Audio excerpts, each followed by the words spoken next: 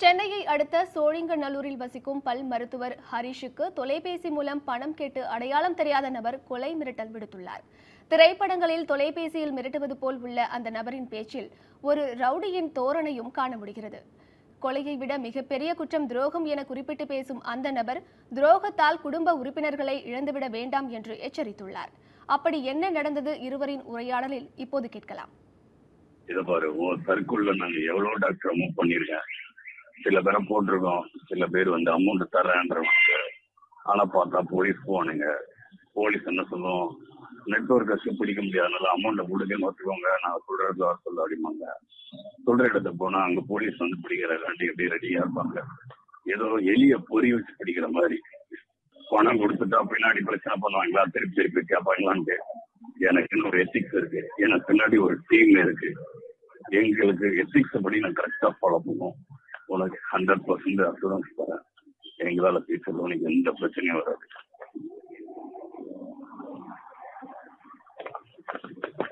என் கையில இப்ப 10,000 ரூபா தான் இருக்கும்.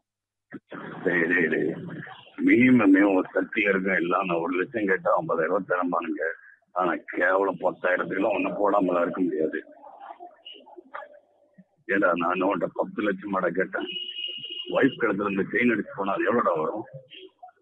பேப்பர் பாக்குறீங்களா டெய்லி? 50,000 ரூபாய் உண்மையிலே பெரிய அமௌண்ட் கிடையாது. சரி, நான் நாளைக்கு ஒரு 50,000 ரெடி பண்ணி நான் தரேன். நாளைக்கெல்லாம் இல்ல, நாளைக்குன்றது ரொம்ப லாங் டைம். எவ்வளவு சீக்கிரம் முடிக்கிறியோ அந்த அளவுக்கு என்னோட கிரிமினல் மூளை வேலை செய்யாம இருக்கும்.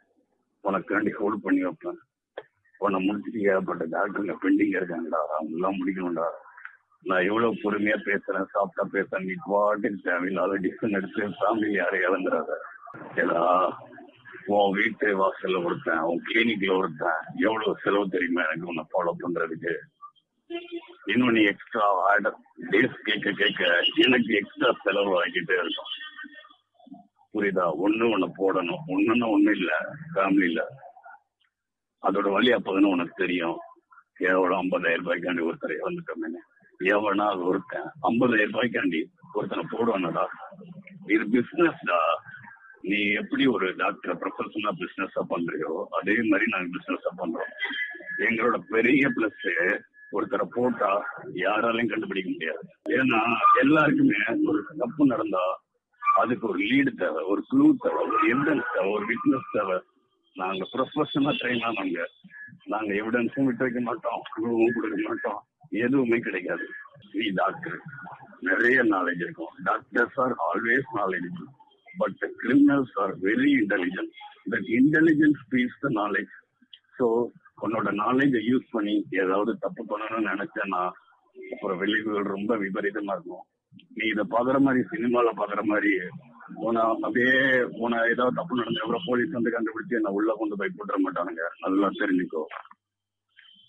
எனக்கு எஃப்ஐஆர் பிடிக்காது. ஒருவேளை நீ போலீஸ் கம்ப்ளைண்ட் கொடுத்தேன்னா எஃப்ஐஆர் எடுப்பாங்க. என்னதான் எஃப்ஐஆர் எடுத்தாலும் கண்டுபிடிக்க முடியாதுடா. உனக்கு 100% கேரண்டி தரேன். நான் ஒவ்வொருத்தருக்கிட்டையும் ஒரு மாதிரி அமௌண்ட் வாங்குவோம்.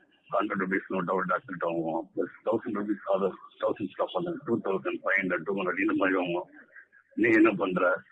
2,000 rupees நோட்டா ரெடி பண்ணுவாங்க. ஓகேவா?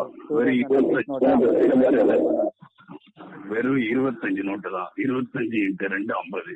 2,000 ரூபாய் நோட்டை ரெடி பண்ணா போதும். அதை நீ வாழ்க்கையில சம்பாதிக்கிறது பெரிய விஷயம் இல்ல. ஒரு 3 பேருக்கு பல்ல போடுங்கன்னா 3 கேஸ் வந்தாலே 60,000 ரூபாய் பார்த்துடலாம் நீ. ஓகேவா? ஏடா ஒருத்தனுக்கு கிளிப்பு போடணும், ஒருத்தனுக்கு ட்ரீட்மெண்ட் கொடுக்கணும்னா அவனுக்கு 18,000 20,000 வாங்கடா. என்னடா நீ என்கிட்ட வந்து கதை சொல்ற? பெட்ராயல், துரோகம், ஒருத்தனுக்கு துரோகம் பண்றது அது எங்க ரத்தத்திலே கிடையாது. அது யாருக்கும் நாங்க பண்ண மாட்டோம். அதேதான் நாங்களும் உங்கள்கிட்ட எக்ஸ்பெக்ட் பண்றோம். நீ ஜெனியூனா நடந்துக்கிட்டேன்னா நாங்களும் ஜெனியூனா இருப்போம்.